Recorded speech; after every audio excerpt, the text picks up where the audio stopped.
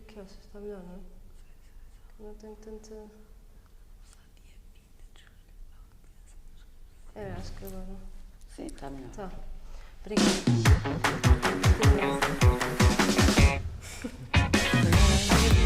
Se não mais informações de registro médico.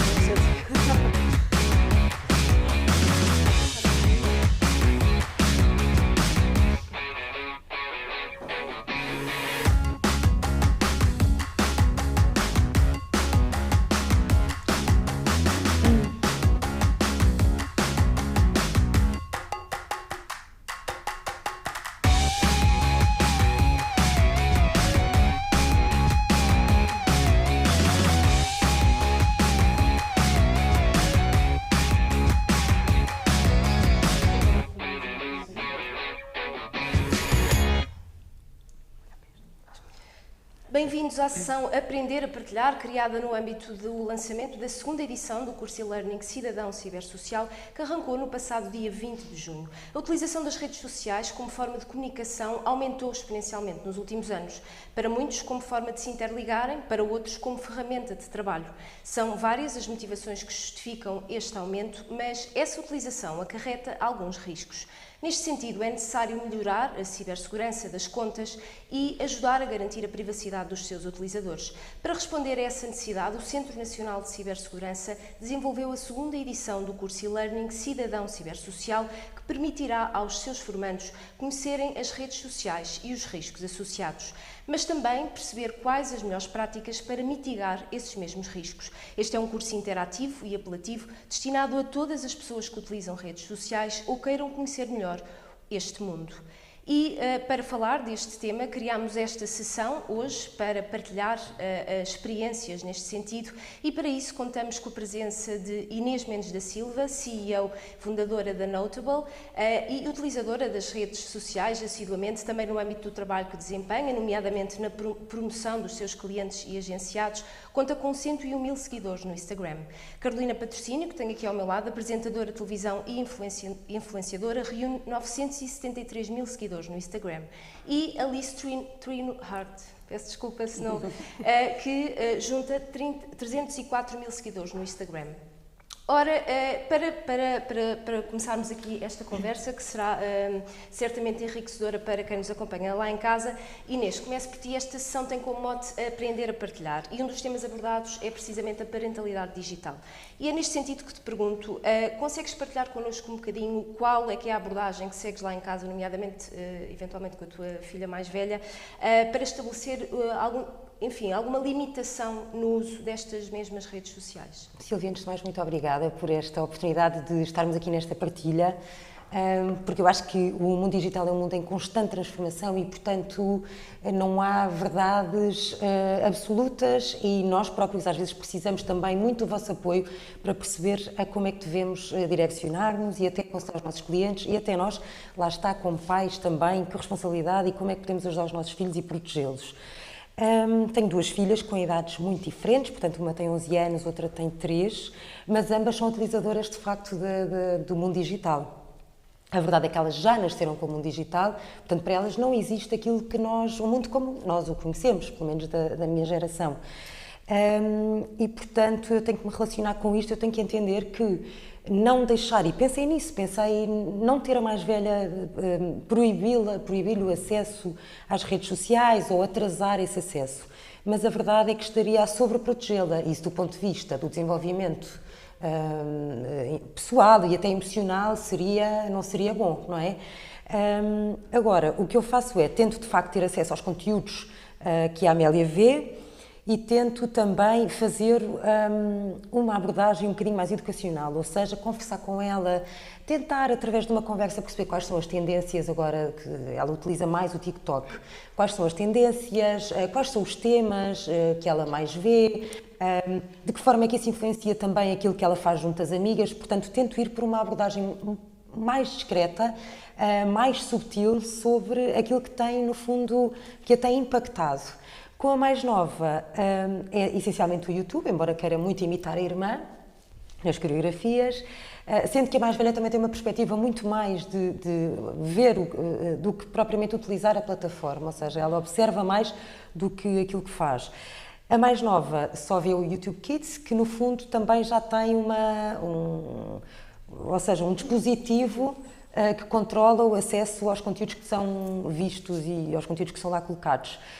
Portanto, aí sinto-me um bocadinho mais protegida. Agora, também acho que é importante dizer que as redes sociais não têm tudo mau, o mundo digital não tem tudo mau, e que eu noto algumas coisas que são positivas na utilização para as minhas filhas, nomeadamente a criatividade. Eu noto que a criatividade, aprender outras línguas, a socialização, embora não seja uma socialização direta, eu noto que há uma vontade muito maior para estabelecerem relações e para a forma como convivem. E, portanto, eu acho que nem tudo é mau no digital. Eu também gostava de frisar isso. Apesar de termos de nos proteger, se fizermos uma utilização correta, ponderada e atenta, eu acho que conseguimos viver bem com elas.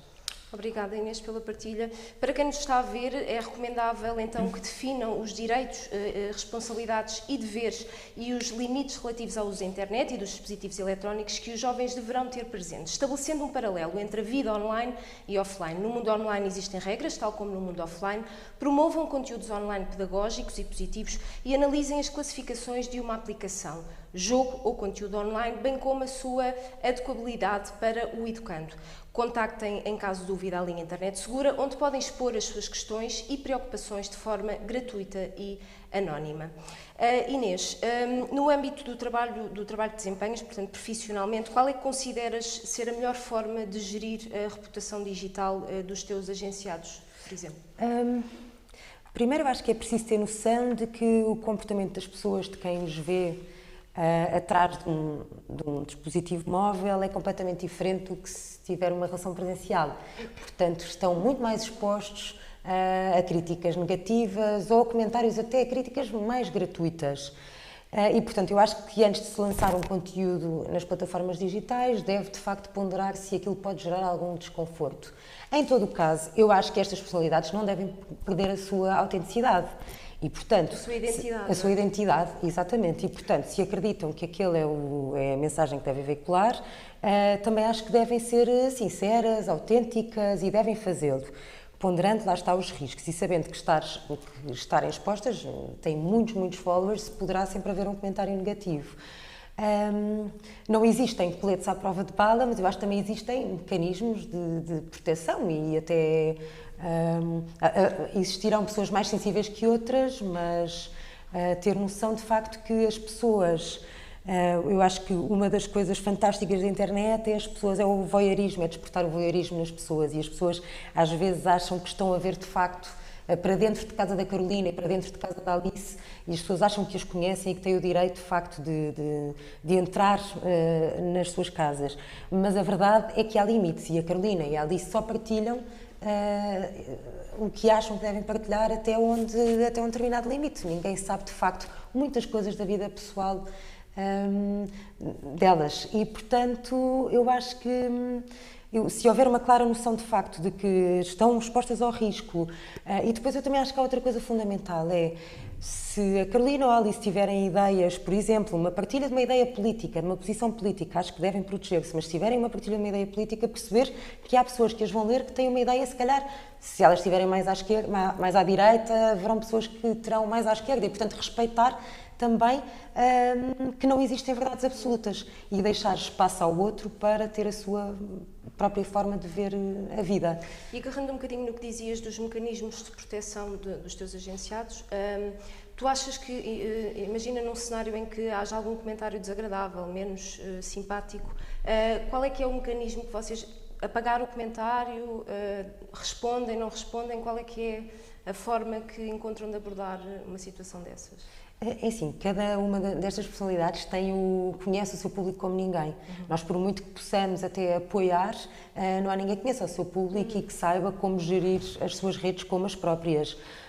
O que eu acho é, se for um comentário que possa ser lido ou por crianças, ou que seja demasiado sensível, ou que promova um racismo, eu acho que deve ser eliminado, porque eu acho que não deve estar exposto, ou seja, vai estar a disseminar uma mensagem errada, e portanto eu acho que sim, que deve ser eliminado. Se for uma partilha de opinião, lá está, eu acho que as redes sociais acabam por ser um fórum e tem que ser respeitado e muitas vezes até nascem conversas interessantes daí e partilhas de opiniões e que nos faz crescer e ver outra face da moeda. Portanto, depende muito do tipo de comentário de que estamos a falar. Carolina, enquanto utilizadora assídua das redes sociais, o que é que consideras que as pessoas devem ter em conta quando utilizam este tipo de plataformas? Quais é que são os cuidados que tu achas que são importantes? Muitos cuidados, muitos destes a Inês falou agora mesmo, mas eu acho que a ideia central é de que uma vez na internet, para sempre na internet, e portanto este uso que nós fazemos diariamente tem que ser consciente ao ponto de que o que é verdade para mim hoje pode não ser daqui a 10 anos. E se por um lado não há mal nenhum nisso, nós estamos em constante mudança, não só nas redes sociais como na vida, e as nossas posições hoje são umas, amanhã são outras, convém que não fique para sempre online e disponível algo que nos possa vir a envergonhar, a embaraçar de alguma forma. E portanto, ser consciente no sentido em que esta publicação é um conteúdo intemporal na minha vida, uma coisa que reflete a minha essência, a minha identidade, o meu caráter, é algo que pode ofender alguém ou não.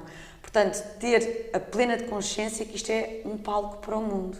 E isso eu acho que é uma novidade para todos, porque antigamente as pessoas que tinham pegada mediática ou tinham que aparecer na televisão, ou tinham que estar em cima de um palco à frente de 60 mil pessoas para serem famosas, para serem conhecidas. E as redes sociais dão um acesso absolutamente gratuito e absolutamente imediato a todas as pessoas. Portanto, todos nos tornamos famosos de repente. Tudo aquilo que temos a dizer está disponível para quem quiser, seja no Japão, seja no Brasil, seja familiares, sejam amigos, sejam conhecidos. Portanto, de repente tornamos-nos importantes e temos que ter essa consciência de que aquilo que vamos publicar é uma coisa que vai ficar disponível. Portanto, em primeiro lugar, esse é o cuidado máximo, acho eu. Depois, obviamente, a linguagem que usamos, se é inclusiva, se está a magoar alguém que está a passar uma fase menos boa, se eu estou a ser demasiado individualista na minha ideia e estou a deixar de parte outras, mas isso lá está, é mais também a ver com a identidade, da forma como nós nos apresentamos. Eu sou uma pessoa mais assertiva, mais pacífica, mais conflituosa, mas acho que, em primeiro lugar, saber que isto é um palco para o mundo. Dizias há pouco que viajas muito, nomeadamente também no âmbito do teu trabalho. Que cuidados é que tu tens a nível de cibersegurança quando sais do país? Olha, se eu viajasse assim com pouca regularidade, eu acho que seria mais metódica e organizada nesse aspecto e poderia fazer alguns alertas ou descarregar mais antivírus, mas a verdade é que a minha vida e a Inês e da Alice é bem louca, portanto nós viajamos com muita regularidade. Portanto, para mim estar em Portugal ou amanhã estar em Espanha ou estar em Inglaterra é quase igual, portanto eu não consigo ter essa antecedência. Uso muito os dados móveis quando estou fora, evito Wi-Fis públicas, nomeadamente nos aeroportos, que sei que são bastante vulneráveis. Portanto, estou quase sempre em dados móveis, nós hoje em dia na Europa não temos essa taxa de roaming. E tenho cuidado nas Wi-Fis que escolho, portanto não faço aqueles erros básicos de estar num Starbucks da vida ou num café e pedir a Wi-Fi. Ok, obrigada pela partilha. Em termos de cibersegurança, quando se viaja, de facto, é importante fazer backup dos seus dados e deixar o backup no local seguro. Evitar viajar com dados sensíveis, usar um protetor de ecrã, um filtro de privacidade nos seus dispositivos e proteger o acesso aos seus dispositivos com passwords fortes. Lembre-se de limpar o histórico das suas chamadas e da própria navegação dos seus dispositivos. E agora, passando aqui um bocadinho para a Alice. Alice, porque é que consideras, portanto, um dos temas abordados no curso é precisamente o aliciamento online, o chamado grooming, tendo em conta a tua exposição mediática e a influenciadora que és, alguma vez sentiste que foram invasivos, de forma a provocar-te algum tipo de desconforto nas redes sociais? Felizmente não, pelo menos não no sentido de grooming, até porque eu acho que quem está um bocadinho mais vulnerável a esse tipo de aliciamento acabam por ser adolescentes, não é? E, portanto, felizmente nesse sentido não. Eventualmente, quando fui mais nova, logo nos primórdios da internet, se calhar sim, mas felizmente consegui sempre ter o sentido crítico para não me deixar levar, mas tenho noção que isso é de facto um problema real. E é preciso estar muito alerta, é preciso estar em cima dos adolescentes, dos nossos filhos, a conversar muito, saber exatamente o que é que eles andam a fazer, supervisionar, no fundo. Portanto, felizmente eu nunca tive de lidar com isso, mas também tenho uma filha pequenina que um dia, quer dizer, já cresceu, já nasceu na era da internet, que um dia há de estar por sua conta própria, ainda que sempre com algum grau de supervisão, enquanto for menor, vai estar por conta própria na internet e, portanto, é muito importante estar alerta para esse tipo de informação e educar, acima de tudo. Portanto, tu já tens um percurso enquanto influenciadora digital. Qual é que é a maior mudança que sentiste devido a esta exposição online? A maior mudança, assim, o maior impacto de facto em ser influenciadora digital e falar para uma rede tão grande sou cada vez menos anónima, não é? À medida que vou crescendo, este meu anonimato e reconhecimento vai sendo reduzido, o que me deixa exposta, naturalmente, há assuntos que já foram falados, não é? Alguma invasão, às vezes, de privacidade ou da percepção que as pessoas têm de mim. Mas precisamente por isso é que eu vi-me obrigada com este aumento de exposição a saber fazer uma maior gestão daquilo que eu quero tornar público e daquilo que eu quero que seja privado, não é? Portanto, acho que esse foi assim o meu maior impacto com o crescimento e sendo influenciadora digital. Alguma vez utilizaram o teu nome para publicar conteúdos de desinformação, nomeadamente notícias falsas? Sim. Recordes assim? Acho que infelizmente acho que é uma constante e acho que possivelmente já todos nós e a Carolina, sem dúvida. Muito Sim, mais do que eu até. A Carolina certamente terá mais exemplos, mas sem dúvida já utilizaram a minha própria identidade para criar contas falsas, não é? Com outros nomes, mas utilizando o meu conteúdo. Já utilizaram, criaram contas falsas em meu nome mesmo para esquemas de phishing. Então, hoje em dia, com giveaways é certo e sabido, eu quase que até já tenho de fazer o disclaimer previamente, tipo, olhem, isto vai acontecer, porque criam-se contas falsas que contactam os participantes desse giveaway a dizer você foi vencedor, carregue neste link, ou mesmo perfis de, por exemplo, de outras plataformas, de um Twitter, de Tinder, plataformas que às quais eu nem sequer tenho, que não tenho, pronto, não tenho lá nenhuma pegada, já foi criado esse tipo de conteúdo e, portanto, o que é que eu posso fazer na altura? Reportar e educar a minha comunidade, não é? Informar, olha, isto aconteceu, lá está, nos casos dos giveaways, como são tantas contas, é impressionante, parece que se gera ali um algoritmo interno qualquer malicioso em que automaticamente são criadas N contas. Não dá para reportar todas, mas lá está, acho que o nosso papel também passa por educar e informar a nossa comunidade, olha, isto vai acontecer, por favor não caiam nisto, reportem. Portanto, aproveitar esse alcance para... Sem dúvida, para educar, eu acho que cabe-nos a nós também ter muito esse papel educativo. Nunca vamos conseguir resolver os problemas que existem na internet, o lado assim mais negro, mas chegando a tantas pessoas, acho que também temos este papel e esta responsabilidade de conseguir educar o máximo possível. Obrigada pela partilha. Inês, porquê que consideras que as redes sociais são tão importantes para a promoção das figuras públicas com que trabalhas? Porque estas figuras públicas, desde o advento da internet e das redes sociais, tiveram a oportunidade de comunicar diretamente com o seu público. Ou seja, se antigamente só podiam fazê-lo através de uma série de intermediários, e muitas vezes nós até sabemos que quem conta um conto acrescenta um ponto, às vezes até a mensagem era desvirtuada ou porque o tom não tinha sido correto. Hoje em dia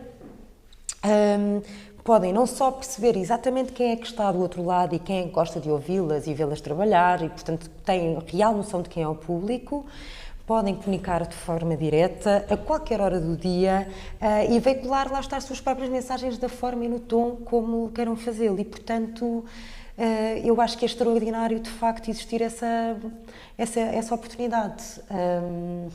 E depois, bem, podemos ir por aí fora, mas do ponto de vista das marcas também é muito interessante analisar quem viu, onde é que está a pessoa que viu, quem é que foi impactado, percebermos que tipo de conteúdo é que as pessoas querem ver na Alice e na Carolina. Enfim, há um mundo mesmo a aproximação com a comunidade, não é? Eu acho que é incrível e vocês fazem-no de uma forma extraordinária e poder ouvir a comunidade, porque é tão importante. Antigamente a relação era muito... Feedback, não é? Exatamente, e agora essa bilateralidade também é importante, receber esse feedback diretamente E eu acho que isso ajuda muito na construção até profissional, pessoal e profissional das pessoas que têm a possibilidade de comunicar diretamente. Dizias há pouco que cada uma delas, enfim, tem o seu próprio ADN, e bem, mas há algum limite que tu, enquanto agente, consideres que deva ser estabelecido para a partilha da informação?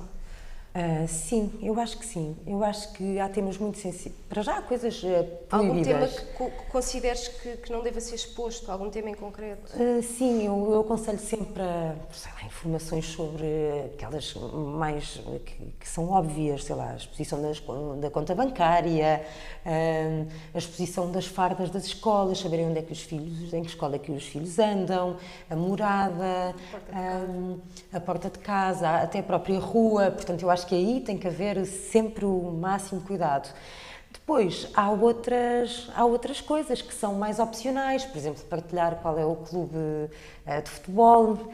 Já houve um caso, um programa de televisão, em que acreditamos até que uma pessoa há muitos anos não venceu esse programa porque na final manifestou a sua cor clubística. Portanto, há sempre... Ou seja, quanto mais neutra essa pessoa puder ser, melhor a nível político, clubístico, etc. Pronto. Hoje em dia já não é tão possível isso. Eu sei que não, mas no início era muito o conselho que nós dávamos, era que a pessoa se mantivesse tão neutra quanto possível em relação a essas opiniões mais fervorosas e que mexem mais com as pessoas. Mas pronto, mas acho que a nível de segurança é muito isso, é a escola dos miúdos, é a rua, é informações bancárias, é essas que são mais da privacidade de cada um. Eventualmente a partilha da localização em tempo real, não sei se tem algum cuidado nesse sentido. Partilhar também. Que estou em Londres, neste momento estou, não partilho já, partilho depois, mas vocês às vezes também têm aquela premência das marcas que estabelecem certos guiões que dizem tem que ser feito post X, não é? E a pessoa tem que estar no local. Vocês partilham, às vezes pensam duas vezes? Aí já é mais seguro, não é? Porque... depende da situação também, não é? Eu acho que depende do contexto. Quando é um trabalho, nós à partida também consideramos que estamos em segurança, que está tudo bem, está tudo ali sob controle. Mas, por exemplo, no meu caso, se eu estiver a passear num parque com a minha filha e se quiser partilhar um momento que achei gracioso, se calhar partilho, mas depois de sair do parque. Principalmente no âmbito pessoal. Exato, no âmbito pessoal. É exatamente isso. E quando estou com a minha filha em particular, sim. O que eu partilhar ao restaurante, às vezes, honestamente, se calhar não me apetece. Posso nem estar com a minha filha, mas estou na minha esfera pessoal. Mas a tirar fotografia, mas não publica no imediato. imediato. É paparazzi, não é? Paparazzi. E há menos hoje em dia, mas ainda assim, não é, Carolina? E ali se pode aparecer um fotógrafo. É um momento mais pessoal que tentas guardar mais para... Sim, enfim, mas depende, não é linear, depende de cada situação. Portanto, é uma análise na altura. Ok. Carolina, o discurso de ódio através das redes sociais é um dos temas abordados no curso. Enquanto figura pública, tu já sentiste que foste vítima desta prática? Já senti em variadíssimas vezes, e pegando um bocadinho aqui na questão que a Inês falava, deste advento da internet e desta possibilidade e deste poder de nós falarmos para os nossos públicos. Eu costumo dizer, quando me perguntam sobre esta questão do ódio, que eu sofri 10 vezes mais, ou incomparavelmente mais, na época pré-redes sociais, porque eu comecei uma carreira muito nova enquanto apresentadora do Disney Kids e lembro que dos 16 aos 21 anos eu não tinha o poder de falar por mim própria. Então, os meus únicos canais disponíveis eram a imprensa escrita, e eu tinha que transferir este poder para a empatia que o jornalista tinha comigo. E eu era uma miúda, portanto passei a minha adolescência, que é sempre uma frase mais crítica de formarmos a nossa própria personalidade, ou às vezes em que eu era fotografada na praia com X ou Y, e portanto isso criou-me tanta angústia nesses primeiros anos de carreira que eu já tinha uma aversão total a dar conferências de imprensa, fosse para um programa novo que eu estava a apresentar, fosse para dar uma novidade de uma marca, fosse eu estava a lançar o que quer que fosse com qualquer marca, eu tinha uma aversão total, porque lá está, os highlights e os destaques que faziam não era aquilo que eu queria ter transmitido, não era no tom com graça que eu tinha tentado passar e, portanto, eu sentia-me sempre ao lado da minha própria mensagem. Então, às tantas quase que desistia. E quando apareceram as redes sociais, nomeadamente o Facebook, na altura, e depois o Instagram, isso deu-me tanto poder que qualquer ódio destilado na minha pessoa ao menos essa pessoa tinha ouvido exatamente aquilo que eu queria dizer. Controlavas, não é? Eu controlava, se eu me tinha rido naquele momento, se eu achava graça, se eu estava a brincar com situações, estava a ser irónica. Portanto, eu também dava sempre primazia àquilo que o comum dos mortais tinha percebido daquela mensagem, não me centrava no ódio destilado por uma ou duas pessoas. Portanto, a minha mensagem era muito mais poderosa porque era eu a dizê-la. As novidades eram eu que as dava, na altura que eu dava. E, portanto, apesar de ter sofrido alguns comentários, nomeadamente do meu corpo, das minhas pernas, da minha magreza, do whatever, nunca se sobrepôs a essa fase da minha vida em que eu não tinha controle sobre aquilo que eu dizia. Portanto, consegui gerir... É super asfixiante, Carolina, tu de facto não poderes, e eu lembro-me de fazer essa gestão, nós de facto oferecíamos outra vez ao mesmo meio a hipótese de resposta, ou às vezes nem vos era dada essa hipótese de resposta. E de não era dada, e não havia forma de tu fazeres prevalecer a tua mensagem. E este é um dos aspectos positivos também das redes sociais, vocês conseguirem controlar o que querem dizer, o que querem expor, de certa forma Porque o ódio também já existia antes, com os títulos que faziam sobre nós, simplesmente não era automático, nós não os líamos, não havia uma plataforma onde as pessoas falassem diretamente connosco. Okay. Carolina, pegando ali um bocadinho no que a Alice dizia há pouco, relativamente à exposição dos filhos, no teu caso, tu tens algum cuidado especial com a publicação de fotografias? Tenho, e é algo que verdadeiramente me tira o sono, por assim dizer, porque há alturas em que eu estou completamente obcecada e com a segurança e que acho que estou a fazer tudo mal e que vou tirar os meus filhos da internet, e há outras alturas em que eu faço as pazes e acredito que há conteúdos que podemos publicar, lá está nestas regras básicas, nunca no imediatismo de onde estão as crianças ou das escolas, ou seja, há regras básicas. Por outro lado, começo também a assistir a filhos que vão entrar na pré-adolescência, a minha filha mais velha tem 8 anos, e começo a pôr-me no lugar dela. A identidade digital delas já começou antes delas o saberem. E isso dá-me muita responsabilidade, sendo que eu gosto de ser detentora também dessa responsabilidade, porque eu sou mãe e à partida eu quero o melhor para elas e tento protegê-las e dar a identidade que eu gostava que tivessem feito comigo também. Agora, é sempre uma linha muito ténue, o que é que fazemos, como é que elas vão reagir no futuro. Por outro lado, bloquear-lhes o acesso, protegê-los demasiado, estamos só a atrasar um problema, que criança é que em 2020, 2030 vai viver sem redes? Nenhuma, é impossível. Portanto, é fazer esta introdução, às vezes erramos, às vezes acertamos. É engraçado também, não só pelas redes, mas por serem filhas de uma figura pública, elas dizem que as pessoas sabem que elas estiveram num determinado sítio, ou sabem quem é a mãe, e portanto isto ninguém nos ensina também, não é? É ir learning and growing.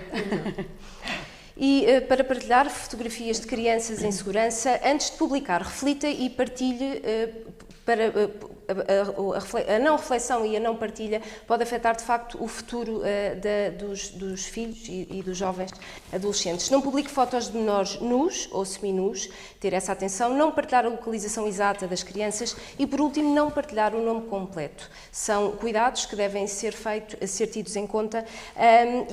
Alice, em termos de cibersegurança, que medidas consideras importantes para a proteção das tuas contas? Não sei se tens assim alguma que... Tenho, começando um bocadinho pelas básicas, não é? Não criar aquelas passwords fracas e curtas, não utilizar a mesma password para tudo, não é?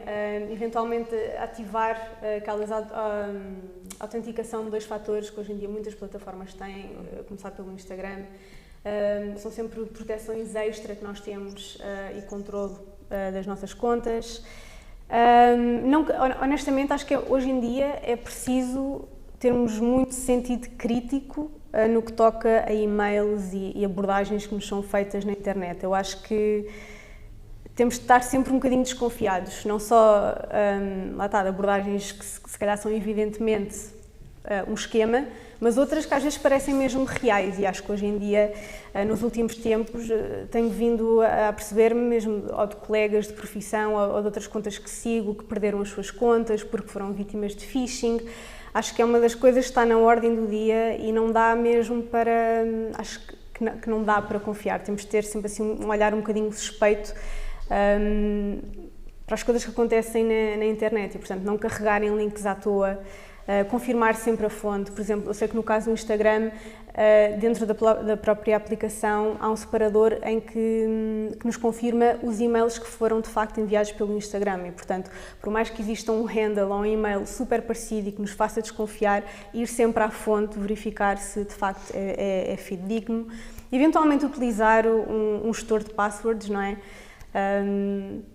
Para ser um bocadinho mais, para estar centralizado, mas de forma segura e com passwords que são realmente fortes, portanto acho que passa um bocadinho por aí, mas não só esses cuidados que estão ao nosso alcance, mas acima de tudo acho que é preciso trabalhar muito o sentido crítico e olhar com alguma desconfiança para aquilo que nos é apresentado na internet. No meu caso, todos os dias eu recebo e-mails que acho suspeitos e felizmente consigo perceber isso logo pelo discurso que me é apresentado. Às vezes basta, nem preciso ler até ao fim, é logo, ok, report spam, lixo, já percebi, mas há pessoas que se calhar não percebem, principalmente pessoas um bocadinho mais vulneráveis e imaturas, não é? Adolescentes que recebem um e-mail, inclusivamente têm amigas ou começaram no Instagram ou criaram agora uma empresa e começaram no Instagram e receberam logo um DM que diz Instagram for Business, mas que não é a conta atual. Alice, recebi isto, será que é? Logo um bocadinho pelo texto consigo decifrar que não é, mas há pessoas que de facto não conseguem perceber e nós estamos aqui há muitos anos nas redes sociais, também já ganhámos um bocadinho essa estaleca e já temos um bocadinho esse know-how mais desenvolvido do que pessoas que acabam de chegar na internet ou que não têm essa vontade no meio das redes sociais e da internet. Portanto, acho que isso é muito importante trabalhar e por isso é que também estes cursos são úteis para dar essas ferramentas e empoderar um bocadinho as pessoas, porque, e como também tivemos a aprender há pouco, hoje em dia é muito fácil perdermos a identidade. Obrigada. E como a Alice dizia, é recomendável que a utilização da autenticação multifator seja utilizada, o gestor de palavra-passe, para escolher uma palavra-passe forte e segura. São alguns dos conselhos que deixamos aqui. E para terminar, uma pergunta genérica, aqui um bocadinho para todas. Qual é que é a melhor forma de gerir o vosso bem-estar nas redes sociais? Enfim, tendo em conta que estas são ferramentas do vosso trabalho, ou seja, que mecanismos é que vocês encontram para gerir o bem-estar, não é? Para, às tantas, desligar a ficha e separar as águas, não é, da vossa vida pessoal com de facto esta atividade que vocês têm nas redes sociais. Não sei se quer pensar. É tão difícil a resposta.